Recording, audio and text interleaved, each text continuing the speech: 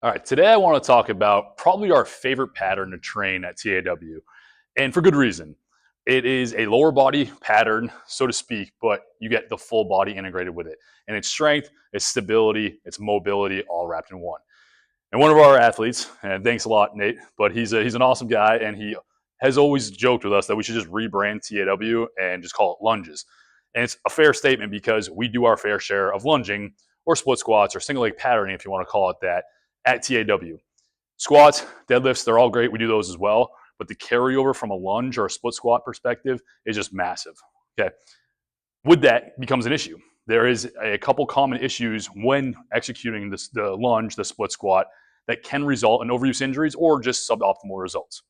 And that's today what I want to go through. Okay, so the very first one that we see a ton is actually the hip position of rotation within the lunge. Okay, and what I mean by that is when we set up into a lunge or a split squat, and I'll kind of explain a couple different pieces of that in a second here.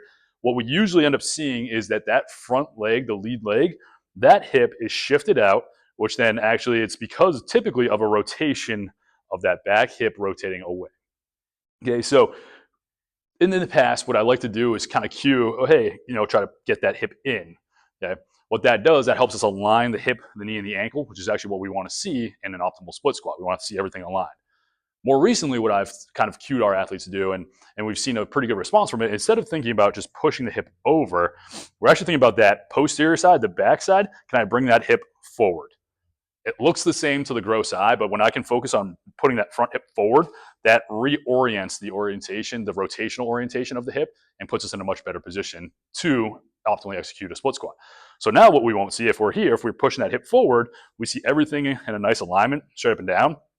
If we see what typically a coach or a trainer will call out is a knee cave in or a knee valgus, is this. It's usually not the knee that's actually turning in. Sometimes it is. Literally, we will have good hip position and we just can't control the knee. More often than not, though, it's because the hip has rotated open and shifted out laterally. So again, what we want to think about is that back hip. Can we pull that forward? That realigns us. And no matter if we're doing a dumbbell split squat, maybe a single arm here, whether we're doing a goblet grip split squat here, this could be a barbell, and it could also be a lunge, right? A reverse lunge. So I could be stepping forward and back here, but my goal is to make sure that I'm squared forward and I'm not rotated off axis in that lead hip. So that's mistake number one we see a lot. So we always cue our athletes to, can we bring that hip forward, square ourselves up? That gets our hip, our knee, our ankle orientation where we want it. Reduces any unwanted injuries at the hip, at the knee, low back, all those kind of things come into play when we're out of position, especially when we put load on top of an irregular or suboptimal position. Okay, so that's flaw number one. The second flaw, it's not really a flaw, but it's more of a very common position to be in. And then we're just going to force our quads to do most of the work for us. And that's the vertical orientation of a split squat or a lunge. Okay, so from a sideways view, what we see typically is a very straight up and down torso position, and it's kind of adjacent to the floor. Okay, so if I was here, I'm in my split squat. Let's even say I get that really good orientation, hip rotation, everything is good. When I go down, if I'm really vertical, now I'm sharing force relatively similar between the two feet, so forward and back, which again isn't inherently a bad thing. But what we end up doing is putting a lot of stretch load on that back hip flexor and that back quad. So again, if I'm straight up and down, I'm going for it, I'm feeling a lot of work taking place in that back leg, okay? Most of the time, what we want to see is a little more work taking place in the front hip, the lead leg, and that front glute, okay? Front hip or front side leg glute, okay? So how do we do that? Instead of being straight up and down, we actually coach our athletes to hinge forward just slightly. So I get my center of mass over my front leg a little bit more, and as soon as I do so, I feel more contraction force in that lead hip, okay, that lead glute.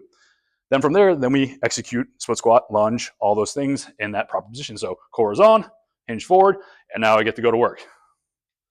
Again, could be a dumbbell, could be a goblet grip position, it could be a barbell position, a front-loaded barbell or an SSB. But again, just a slight hinge forward allows me to access my hip, my glute a little bit more versus when I'm straight up and down and I'm going for that split squat and that really vertical orientation. Okay, the big issue that we usually see when an athlete uses that real vertical split squat is that they get a lot of pain, or can get pain, in the back hip, the back quad, and the back knee, especially. If you think about it, if I'm in a loaded stretch position, the tissue, your quad, hip flexor, that all comes down, ties into your quad tendon, crosses over, ties into your patella tendon. So now if that leg is back, I'm putting a lot of pressure on it and I'm stretch loading it as I go down, I can get some irregular forces or just too much force and tension playing on that backside. Okay? So the takeaway here, guys, we love our lunges, we love our split squats, we have all kinds of single leg patterning. It's just when we are performing those and executing those, we want to make sure that number one, we're squared forward, because again, we don't want to see this knee turn in position, usually resulting from a hip shift out or rotation out. I want to be squared forward, and then I get to go to work. We also don't want to typically be too vertical. If I'm too vertical, if I'm going for it, I'm really straight up and down, I'm putting a lot of load on the backside versus loading up that front side. Okay. So take those principles, apply them to, again, your split squats, your lunges, your reverse lunges, walking lunges, all of those patterns. You'll use more glute, you'll get more core, you'll stay away from a lot of injury potential on the hip, the back, the knee, especially that trail knee, if we're talking about that vertical orientation and trying to get a little more forward. You'll have better results coming out of those patterns. You'll be able to move well, train hard, and live athletic.